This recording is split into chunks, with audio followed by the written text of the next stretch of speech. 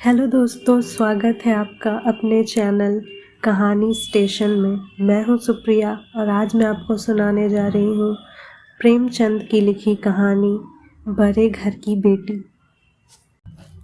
बेनी माधव सिंह गौरीपुर गांव के जमींदार और नंबरदार थे। उनके पितामह किसी समय बड़े धन धान्य संपन्न थे। गांव का पक्का तालाब और मंदिर, जिनकी अब मरम्मत भी मुश्किल थी, उन्हीं के कीर्ति स्तंभ थे। कहते हैं इस दरवाजे पर हाथी झूमता था। अब उसकी जगह एक बूढ़ी भैंस थी, जिसके शरीर में अस्थि पंजर के सिवा और कुछ शेष न रहा था, पर दूध शायद बहुत देती थी, क्योंकि एक न एक आदमी हांडी लिए उसके सिर पर सवार ही रहता था। बेनी माधव सिंह अपनी आधी से अधिक संपत्ति वकीलों को भेंट कर चुके थे। उनकी वर्तमान आय 1,000 रुपये वार्षिक से अधिक न थी। ठाकुर साहब के 2 बेटे थे। बड़े का नाम श्रीकंठ सिंह था। उसने बहुत दिनों के परिश्रम और उद्योग के बाद बीए की डिग्री प्राप्त की थी। अब एक दफ्तर में नौकर था। छोटा लड़का लाल बिहारी सिंह दोहरे बदन का सजीला जवान था, भरा हुआ मुखड़ा, चौड़ी छाती। भैंस का 2 सेर ताजा दूध तो बस उठकर सवेरे पी जाता था। श्रीकंठ सिंह की दशा बिल्कुल विपरीत थी। इन नेत्र प्रिय गुणों को उन्होंने बीए, इन्हीं 2 अक्षरों पर न्यौछावर कर दिया था। इन 2 अक्षरों ने उनके शरीर को निर्बल और चेहरे को कांतिहीन बना दिया था। इसी से वैद्य ग्रंथों पर उनका विशेष प्रेम था। आयुर्वेदिक औषधियों पर उनका अधिक विश्वास था। शाम सवेरे से उनके कमरे से प्रायः खरक की सुरीली कर्ण मधुर ध्वनि सुनाई दिया करती थी। लाहौर और कलकत्ते के वैद्यों से बड़ी लिखा पढ़ी रहती थी। श्रीकंठ इस अंग्रेजी डिग्री के अधिपति होने पर भी अंग्रेजी सामाजिक प्रथाओं के विशेष प्रेमी न थे, बल्कि वह बहुधा बड़े जोर से उसकी निंदा और तिरस्कार किया करते थे। इसी से गांव में उनका बड़ा सम्मान था। दशहरे के दिनों में वह बड़े उत्साह से रामलीला में सम्मिलित होते और स्वयं किसी न किसी पात्र का पाठ लेते थे। गौरीपुर में रामलीला के वही जन्मदाता थे। प्राचीन हिंदू सभ्यता का गुणगान उनकी धार्मिकता का प्रधान अंग था। सम्मिलित कुटुंब के तो वह एकमात्र उपासक थे। आजकल स्त्रियों को कुटुंब में मिलजुल कर रहने की जो अरुचि होती है, उसे वह जाति और देश दोनों के लिए हानिकारक समझते थे। यही कारण था कि गांव की ललनाएं उनकी निंदक थी। कोई कोई तो उन्हें अपना शत्रु समझने में भी संकोच न करती थी। स्वयं उनकी पत्नी को ही इस विषय में उनसे विरोध था। यह इसलिए नहीं कि उसे अपने सास ससुर देवर या जेठ आदि से घृणा थी, बल्कि उसका विचार था कि यदि बहुत कुछ सहने और तरह देने पर भी परिवार के साथ निर्वाह न हो सके, तो आए दिन के कलह से जीवन को नष्ट करने की अपेक्षा यही उत्तम है कि अपनी खिचड़ी अलग पकाई जाए। आनंदी एक बड़े उच्च कुल की लड़की थी। उसके बाप एक छोटी सी रियासत के ताल्लुकदार थे। विशाल भवन, एक हाथी, 3 कुत्ते, बाज, बहरी, शिकरे, झाड़, फानूस, आर्नेरी मजिस्ट्रेटी और ऋण, जो एक प्रतिष्ठित ताल्लुकदार के भोग्य पदार्थ हैं, सभी यहाँ विद्यमान थे। नाम था भूप सिंह। बड़े उदार चित्त और प्रतिभाशाली पुरुष थे, पर दुर्भाग्य से लड़का एक भी न था। 7 लड़कियां हुई और दैवयोग से सब की सब जीवित रहीं। पहली उमंग में तो उन्होंने 3 ब्याह दिल खोल कर किए, पर 15-20 हजार रुपयों का कर्ज सिर पर हो गया तो उनकी आंखें खुली, हाथ समेट लिया। आनंदी चौथी लड़की थी। वह अपनी सब बहनों से अधिक रूपवती और गुणवती थी। इससे ठाकुर भूप सिंह उसे बहुत प्यार करते थे। सुंदर संतान को कदाचित उसके माता पिता भी अधिक चाहते हैं। ठाकुर साहब बड़े धर्म संकट में थे कि इसका विवाह कहाँ करें। न तो यही चाहते थे कि ऋण का बोझ बढ़े, और न यही स्वीकार था कि उसे अपने को भाग्यहीन समझना पड़े। एक दिन श्रीकंठ सिंह उनके पास किसी चंदे का रुपया मांगने आया। शायद नागरी प्रचार का चंदा था।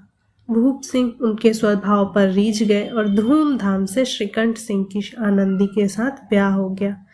आनंदी अपने नए घर आई तो यहाँ का रंग ढंग कुछ और ही देखा।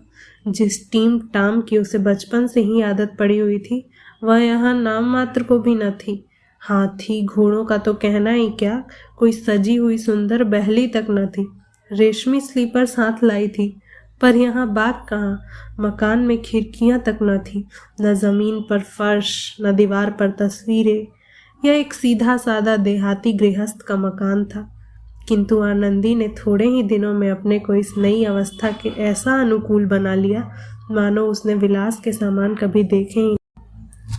एक दिन दोपहर के समय लाल बिहारी सिंह 2 चिड़िया लिए हुए आया और भावच से बोला, जल्दी से पका दो, मुझे भूख लगी है। आनंदी भोजन बनाकर उसकी राह देख रही थी। अब वह नया व्यंजन बनाने बैठी। हांडी में देखा तो घी पाव भर से अधिक न था। बड़े घर की बेटी, किफायत क्या जाने, उसने सब घी मांस में डाल दिया। लाल बिहारी खाने बैठा तो दाल में घी न था। बोला, दाल में घी क्यों नहीं छोड़ा? आनंदी ने कहा, घी सब मांस में पड़ गया।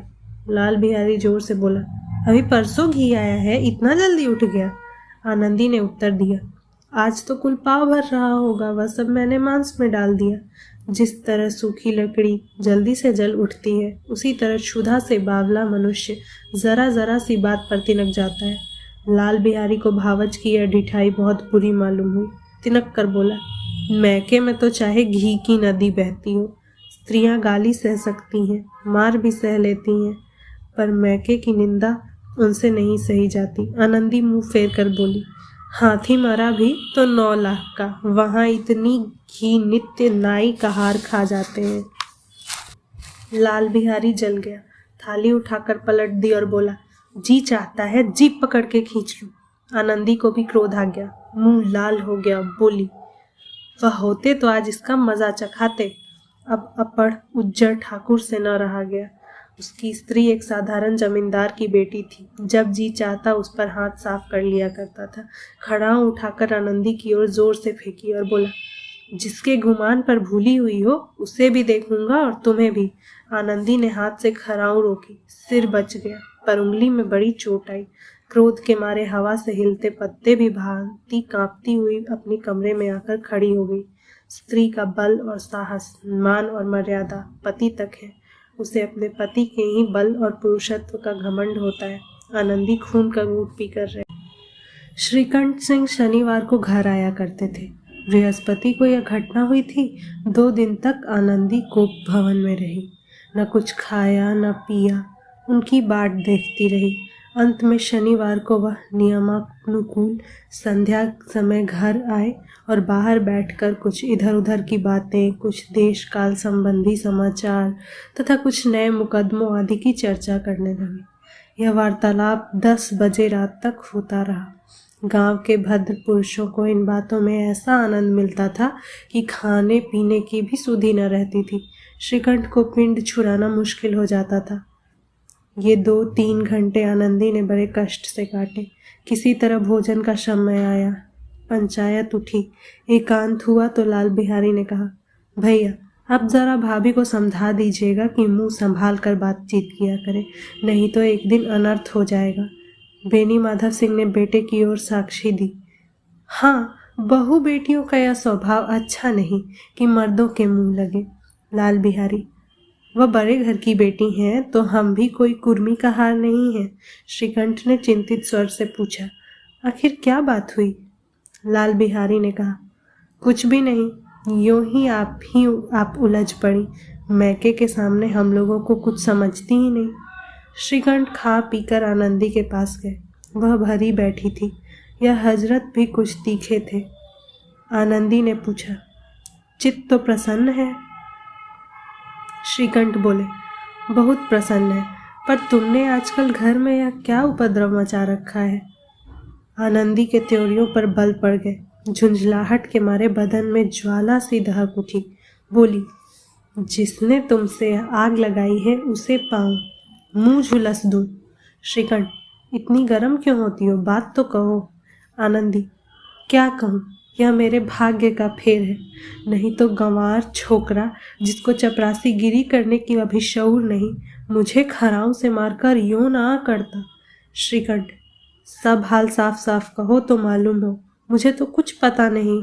आनंदी, परसों तुम्हारे लाडले भाई ने मुझसे मांस पकाने को कहा। घी हांडी में पाव भर से अधिक न था, वह सब मैंने मांस में डाल दिया। जब खाने बैठा तो कहने लगा, दाल में घी क्यों नहीं है? बस इसी पर मैंने मेरे मैके को बुरा भला कहने लगा। मुझसे न रहा गया। मैंने कहा कि वहाँ इतनी घी तो नाई का हार खा जाते हैं और किसी को जान भी नहीं। बस इतनी सी बात पर इस अन्यायी ने मुझ पर खड़ाऊं फेंक मारी। यदि हाथ से न रोक लूं तो सिर फट जाए। उसी से पूछो, मैंने जो कुछ कहा है वह सच है या झूठ। श्रीकंठ की आंखें लाल हो गई। तो दोस्तों, ये था कहानी का भाग 1। आशा करती हूँ कि आपको कहानी अच्छी लग रही होगी। मैं जल्दी इस कहानी का भाग 2 लेकर के आऊँगी। अगर आपको ये वीडियो पसंद आया तो प्लीज़ इस चैनल को सब्सक्राइब करें, इस वीडियो को लाइक और शेयर करें और कमेंट करना ना भूलें कि आपको कैसी लगी। मिलते हैं अगली वीडियो में।